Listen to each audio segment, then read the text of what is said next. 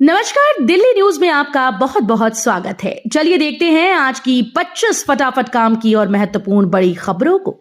पर इससे पहले वीडियो को लाइक करना बिल्कुल न भूलें।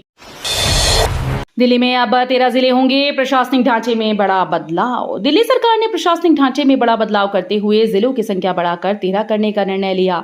इस बदलाव के तहत शाहदरा जिला समाप्त हो सकता है और दक्षिण पूर्व जिलों की सीमाओं में बदलाव। नए जिलों से प्रशासनिक कार्य तेजी से होंगे और जनता को सरकारी सेवाओं के लिए अलग अलग दफ्तरों के चक्कर नहीं लगाने पड़ेंगे। स्वास्थ्य, शिक्षा, जल, सड़क जैसी बुनियादी सेवाओं पर बेहतर निगरानी होगी। प्रस्ताव पर कैबिनेट और उपराज्यपाल की मंजूरी के बाद इसे लागू किया जाएगा। यमुना के दोनों तरफ होगी छठ पूजा। तैयारियों को लेकर मुख्यमंत्री ने की बैठक। दिल्ली में इस बार यमुना नदी में छठ पूजा होगी। सोमवार को इसकी घोषणा मुख्यमंत्री रेखा गुप्ता ने की कि आस्था का छठ पर्व इस बार यमुना नदी के दोनों किनारों पर आयोजित किया जाएगा। यमुना के किनारों पर छठ पूजा को लेकर विशेष प्रबंध किए जाएंगे ताकि व्रतधारियों को किसी प्रकार की असुविधा का सामना न करना पड़े। मुख्यमंत्री का कहना है कि यमुना नदी के अलावा जहां कहीं भी छठ पूजा का आयोजन होगा, सरकार पूरी व्यवस्था करेगी। प्रकृति और भावनाओं से जुड़े इस पर्व को सुरक्षित, स्वच्छ और सुव्यवस्थित ढंग से मनाना हमारी सरकार की प्राथमिकता है। नीयू छात्रों के लिए खुशखबरी। 332 करोड़ रुपए की लागत से बनेगा नया हॉस्टल। दिल्ली विश्वविद्यालय के छात्रों के लिए बड़ी खुशखबरी है। विश्वविद्यालय प्रशासन ने 332 करोड़ रुपए की लागत से नया हॉस्टल बनाने का निर्णय लिया। इस नए हॉस्टल में आधुनिक सुविधाएं होंगी। इसे पूरी तरह से सुरक्षित, आरामदायक बनाया जाएगा। निर्माण कार्य जल्द शुरू होगा और बेहतर आवास अनुभव देने के लिए ये परियोजना विश्वविद्यालय के प्रशासनिक योजनाओं का हिस्सा है। सूर्य कुमार की औकात की बात करने वाले आप नेता को मिला चैलेंज। T20 टीम के कप्तान सूर्य कुमार यादव पर टिप्पणी करने वाले आप नेता सौरभ भारद्वाज को अब बीजेपी ने घेर लिया। भारद्वाज ने सूर्या से एशिया कप की मैच फीस दान करने की चुनौती दी थी। सूर्या ने यह फीस सुरक्षा बलों और पहलगाम के पीड़ितों के लिए दान कर दी है। इस पर बीजेपी प्रवक्ता अजय आलोक ने पलटवार करते हुए सौरभ भारद्वाज को चुनौती दी कि अगर उनकी भी औकात है तो वे अपना 1 महीने का वेतन दान कर दे। अब छठ पूजा पर घर जाने में नहीं होगी टिकट की मारामारी। रेल मंत्री ने किया बड़ा ऐलान। छठ पूजा के मौके पर घर जाने की तैयारी करने वाले यात्रियों के लिए बड़ी राहत है। भारतीय रेलवे ने इस बार त्योहारों के दौरान यात्रा को आसान बनाने के लिए विशेष ट्रेन चलाने का ऐलान किया। दिल्ली, गया, मुंबई और अन्य प्रमुख शहरों के लिए 12,000 से अधिक विशेष ट्रेन चलाई जाएंगी। अब छठ पर घर लौटना होगा और भी आसान और सुरक्षित। दिल्ली बीजेपी का नया प्रदेश कार्यालय खुला। हवन पूजन में सीएम गुप्ता भी हुए शामिल। दिल्ली बीजेपी ने राजधानी में अपना नया प्रदेश कार्यालय खोला है। मुख्यमंत्री रेखा गुप्ता ने उद्घाटन अवसर पर हवन पूजन में भाग लिया। इस मौके पर पार्टी के वरिष्ठ नेता और कार्यकर्ता भी मौजूद थे। पारंपरिक मंत्रों और पूजा की झलक ने कार्यक्रम को भव्य बना दिया। नई इमारत में अब पार्टी की मीटिंग्स और गतिविधियां संचालित होंगी, जो उद्घाटन समारोह की रंगीन और यादगार झलक दिखाती हैं। इस अवसर पर ऐसी खास तस्वीरें कैमरों में कैद हुई। बॉबी देओल करेंगे लाल किले पर रावण वध। दशहरा समारोह में होंगे कई खास कार्यक्रम। इस दशहरा बॉलीवुड स्टार बॉबी देओल लाल किले पर रावण वध का मंचन करेंगे। आयोजन में सुरक्षा और दर्शकों के लिए विशेष इंतजाम किए गए।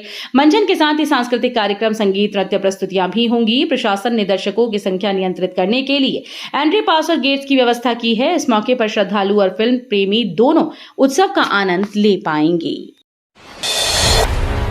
दिल्ली में दुर्गा पूजा, दर्शकों के लिए ट्रैफिक अलर्ट, कई रूट्स डाइवर्ट। दिल्ली में दुर्गा पूजा के मौके पर भारी ट्रैफिक जाम की संभावना है। पुलिस ने अहम सड़क मार्गों और पूजा पंडालों के आसपास कई रूट्स डाइवर्ट करने की योजना बनाई। शहरी यात्री और श्रद्धालुओं को सलाह दी गई कि वे समय से पहले निकलें और पब्लिक ट्रांसपोर्ट का इस्तेमाल करें। यातायात पुलिस ने भी अतिरिक्त स्टाफ तैनात किया। इस व्यवस्था का उद्देश्य है कि उत्सव के दौरान जाम और दुर्घटनाओं को रोका जा सके। जामा मस्जिद दंगा मामले में कोर्ट ने 16 आरोपियों को किया बरी। दिल्ली की अदालत ने जामा मस्जिद दंगा मामले में बड़ा फैसला सुनाया है। कोर्ट ने सभी 16 आरोपियों को बरी कर दिया। अदालत ने कहा कि मामले में पर्याप्त सबूत नहीं पाए गए, जिससे आरोप सिद्ध नहीं हो सके। फैसले के बाद आरोपी और उनके परिवार में राहत की भावना है। ये मामला कई सालों से सुर्खियों में रहा। पुलिस और न्यायालय ने सभी प्रक्रियाओं का पालन किया और अब मामला कानूनी रूप से समाप्त हो गया। आईएएस राजीव वर्मा होंगे दिल्ली के नए मुख्य सचिव। कल से संभालेंगे कार्यभार। दिल्ली प्रशासन में बड़ा बदलाव सामने आया है। आईएएस राजीव वर्मा को नए मुख्य सचिव के रूप में नियुक्त किया गया। वे कल से अपने कार्यभार को संभालेंगे। राज्य सरकार और प्रशासन ने उनके अनुभव और कार्यकुशलता को देखते हुए ये निर्णय लिया। राजीव वर्मा के नेतृत्व में दिल्ली में नीतियों और योजनाओं को नई दिशा मिलने की उम्मीद है। दशहरा पर यमुना पार आएंगे प्रधानमंत्री मोदी, पीएमओ की मंजूरी। दशहरे का जश्न इस बार बेहद खास होने जा रहा है। प्रधानमंत्री नरेंद्र मोदी यमुना पार में मौजूद रहेंगे। पीएमओ ने इस कार्यक्रम के लिए आधिकारिक मंजूरी दे दी है। सुरक्षा के लिए दिल्ली पुलिस और प्रशासन ने मिलकर पुख्ता इंतजाम किए। आयोजन स्थल पर आने वाले दर्शकों के लिए खास गेट से प्रवेश की व्यवस्था की गई। भीड़ को नियंत्रित करने के लिए पास अनिवार्य होगा। प्रधानमंत्री की मौजूदगी से इस बार का दशहरा यादगार बनने जा रहा है। हर दुकान पर लगेगा बोर्ड। पीएम मोदी ने दिल्ली कार्यकर्ताओं को दी बड़ी जिम्मेदारी। प्रधानमंत्री नरेंद्र मोदी ने दिल्ली के कार्यकर्ताओं को खास जिम्मेदारी सौंपी है। उन्होंने कहा कि हर दुकान पर एक तय बोर्ड लगाना चाहिए ताकि जनता तक पार्टी का संदेश और योजनाओं की जानकारी पहुंच सके। पीएम मोदी ने कार्यकर्ताओं को समझाया कि छोटी छोटी पहल ही बड़े बदलाव लाती है। संगठन की ताकत जनता से जुड़ाव में है और यह अभियान उसी दिशा में अहम कदम साबित होगा। कार्यकर्ताओं ने इस जिम्मेदारी को निभाने का भी संकल्प लिया। दिल्ली हाईकोर्ट ने 100 करोड़ के भुगतान मामले में नोएडा अथॉरिटी के पत्र पर लगाई रोक। दिल्ली हाईकोर्ट ने नोएडा अथॉरिटी के एक पत्र पर अंतरिम रोक लगा दी है। ये मामला करीब 100 करोड़ रुपए के भुगतान से जुड़ा है।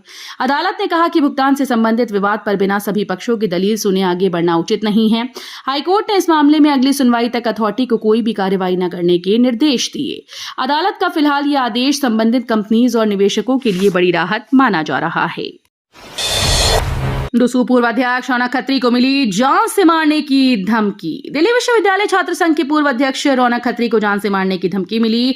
मामले की जानकारी मिलने के बाद पुलिस ने सुरक्षा बढ़ा दी। रौनक खत्री ने सोशल मीडिया के माध्यम से जनता और छात्र समुदाय को चेतावनी दी। उन्होंने कहा कि ये केवल एक धमकी है और वे डरने वाले नहीं हैं। पुलिस मामले की जांच कर रही है और धमकी देने वालों की पहचान कर कार्रवाई करने का दावा किया गया।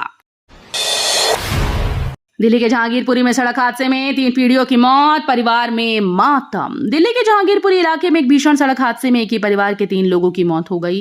पुलिस के अनुसार आउटर रिंग रोड पर मुंडकपुर फ्लाईओवर के पास अज्ञात वाहन ने बाइक सवार शाहिद, उनके बेटे फैज और पोते हमजा को टक्कर मार दी। हादसे के बाद आरोपी वाहन चालक फरार हो गया। पुलिस ने मामला दर्ज कर सीसीटीवी फुटेज के आधार पर जांच शुरू कर दी। गुरुग्राम से पटाखे लाकर दिल्ली में मोटा मुनाफा कमाने वाले 2 आरोपी गिरफ्तार। दिल्ली पुलिस ने गुरुग्राम से पटाखे लाकर दिल्ली में अवैध रूप से बेचने और मोटा मुनाफा कमाने वाले 2 आरोपियों को गिरफ्तार किया। पुलिस ने बताया कि आरोपी त्योहारों के दौरान पटाखों की आपूर्ति कर लोगों को लुभाने की कोशिश कर रहे थे। छापेमारी के दौरान पुलिस ने बड़ी मात्रा में पटाखे और बिक्री संबंधी रिकॉर्ड जब्त किए। आरोपी अब पुलिस की हिरासत में है और मामले की आगे की जांच जारी है। दिल्ली में नाइजीरियाई नागरिक गिरफ्तार। कोरियन बिजनेसमैन बनकर 100 से ज्यादा महिलाओं को ठगा। दिल्ली पुलिस ने एक नाइजीरियाई नागरिक को गिरफ्तार किया जिस पर आरोप है कि उसने कोरियन बिजनेसमैन का ढोंग रचाकर 100 से ज्यादा महिलाओं को ऑनलाइन ठगा। आरोपी ने महिलाओं को धोखे में रखकर उनसे पैसे और व्यक्तिगत जानकारी प्राप्त कर ली। इस मामले में अन्य संभावित पीड़ितों की पहचान हेतु जांच जारी है ताकि सभी प्रभावितों को न्याय मिल सके। हिमाचल में महंगी सीमेंट पर पीएम मोदी का तान, जीएसटी घटा तो सरकार लूटने लगी। हिमाचल प्रदेश में चुनावी रैली के दौरान प्रधानमंत्री नरेंद्र मोदी ने राज्य सरकार पर बड़ा हमला बोला। उन्होंने कहा कि सीमेंट की कीमतें आसमान छू रही हैं। केंद्र सरकार ने जनता को राहत देने के लिए सीमेंट पर जीएसटी घटाया, लेकिन यहाँ की सरकार जनता को फायदा पहुंचाने की बजाय लूटने में लग गई। पीएम मोदी ने आरोप लगाया कि सरकार जनता की जेब काट रही है। उन्होंने भरोसा दिलाया कि केंद्र हर हाल में जनता के हित में खड़ा है।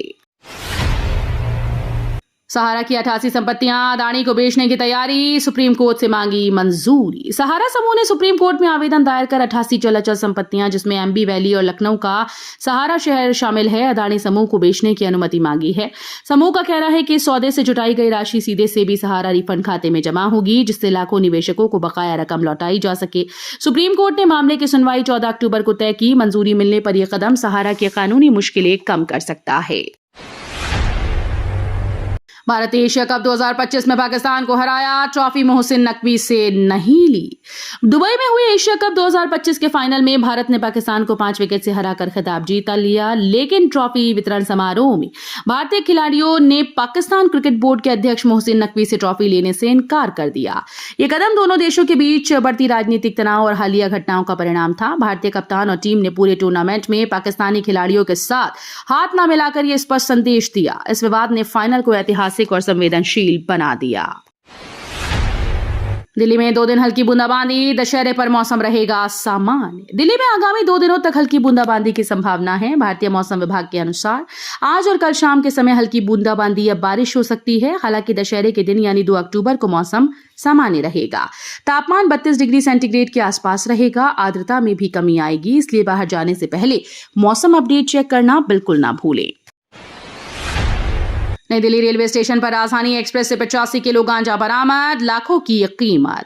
नई दिल्ली रेलवे स्टेशन पर पुलिस ने बड़ी कार्रवाई करते हुए राजधानी एक्सप्रेस से 85 किलो गांजा बरामद किया। सुरक्षा बलों ने गहन जांच के बाद इस बड़ी मात्रा में मादक पदार्थ को पकड़ा। पुलिस अधिकारियों के मुताबिक इसकी बाजार की कीमत लाखों रुपए आंकी जा रही है।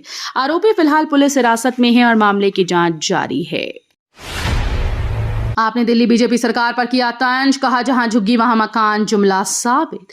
दिल्ली में आम आदमी पार्टी ने भाजपा सरकार पर तीखा तंज किया। आपका कहना है कि भाजपा का नारा जहां झुग्गी वहां मकान केवल जुमला साबित हुआ। पार्टी ने आरोप लगाया कि सरकार ने योजना केवल भाषणों तक सीमित रखी और असली जमीन पर गरीबों के लिए कोई ठोस कदम नहीं उठाया। आपने कहा कि जनता को सच्ची सुविधाएं और घर मिलना चाहिए, न कि सिर्फ प्रचार के दावे। राजनीतिक गलियारों में ये बयान चर्चा का विषय बना हुआ है। भारत में टेस्ला मॉडल वाई की डिलीवरी शुरू, लॉन्च के 2 महीने बाद ग्राहक हुए खुश। टेस्ला ने भारत में अपनी इलेक्ट्रिक कार मॉडल वाई की डिलीवरी आधिकारिक तौर पर शुरू कर दी है। कंपनी ने इसे 15 जुलाई 2025 को लॉन्च किया था। लॉन्च के 2 महीने बाद ग्राहक अब अपने ऑर्डर प्राप्त करने लगे हैं। भारत में इलेक्ट्रिक वाहन बाजार के विस्तार और स्वच्छ ऊर्जा के प्रति बढ़ते रुझान के बीच मॉडल वाई को मिल रही है बड़ी प्रतिक्रिया। कंपनी ने ग्राहकों को डिजिटल और शोरूम दोनों माध्यमों से कार डिलीवरी का विकल्प दिया है। कनाडा ने भारत के जेल में बंद गैंगस्टर लॉरेंस बिश्नोई गैंग को आतंकवादी घोषित किया। भारत के कुख्यात गैंगस्टर लॉरेंस बिश्नोई और उनके गैंग को कनाडा ने आतंकवादी संगठन घोषित कर दिया है। कनाडा सरकार का कहना है कि गैंग की गतिविधियों से वहां भय का माहौल बन रहा है और सार्वजनिक सुरक्षा खतरे में।